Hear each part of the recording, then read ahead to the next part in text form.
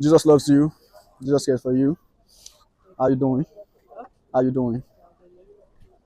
What's your name? Your name? Okay, Nathaniel. Oh, are you a Christian? You a Christian? No? No. Okay, my name is Peter. Have you heard about Jesus? Have you heard about Jesus? Yeah. Do you believe in him? You believe in Jesus? Yeah, then why are you not a Christian? Okay. Okay, so let me just share a story about you to you about Jesus. Yeah, we can. This one. Okay. So let me just quickly share this story with you. So if you don't mind, you too, please. So you heard about the story of Adam, right? Yeah. So God created Adam to have eternal connection with him, but Satan deceived Adam by sinning in the Garden of Eden. So after Satan deceived Adam, he was casted out of the Garden of Eden. So he lost connection with God.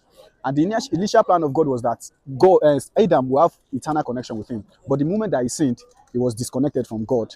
Sin came in, and then all humanity, we inherited that sin. Because the plan of God was that we inherited that internal connection with him. So Jesus came as the second Adam. He came to die for our sins so we can have that eternal life with him. So he can save us from our sin. Because do you believe in life after death? There's life after death. There are some people that have dreamed, God has showed them in their dreams about heaven, about hell. So Satan wants people to perish because he rebelled against God.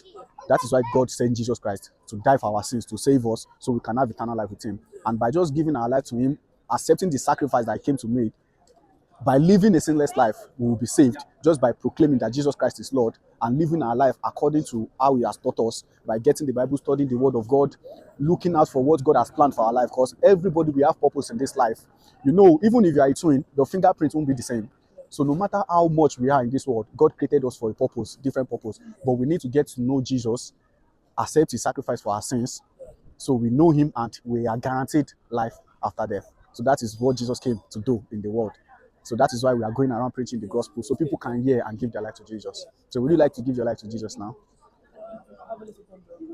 Okay, you need to ponder on it, no problem. You can search about Jesus, you can get your Bible, study about him. It is good that you know him for yourself. That's good. Thank you. Nice meeting you. Thank you. Thank you. Bye. Have a good day, you too. Bless.